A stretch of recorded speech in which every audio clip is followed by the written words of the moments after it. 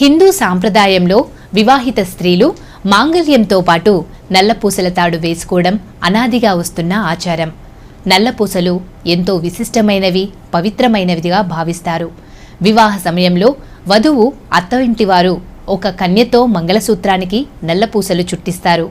మంగళసూత్రానికి వధూవరులతో నీలలోహిత గౌరీ పూజ చేయిస్తారు. ఇలా చేయడం వల్ల నీలలోహిత గౌరీ అనుగ్రహంతో వధువు సౌభాగ్యం జీవితకాలం పాటు స్థిరంగా ఉంటుంది అని శాస్త్రం చెబుతుంది. నీలలోహిత గౌరీ పూజ ప్రారంభించే ముందు నాకు సౌభాగ్యం, భాగ్యం, ఆరోగ్యం, పుత్రలాభం ప్రసాదించు అని ప్రార్థించి నీలలోహితే బధ్యతే అనే మంత్రాన్ని చెప్పి ముత్యాలతోనూ పగడాలతోనూ కూర్చోబడిన సూత్రాన్ని కట్టాలి. నీలలోహిత గౌరిని పూజించడం వల్ల, ఆమె సన్నిధిలో ఉంచిన నల్లపూసలను ధరించడం వల్ల వధూవరులకు సంబంధించిన సర్పదోషాలు తొలగిపోతాయని శాస్త్రం తెలియజేస్తుంది.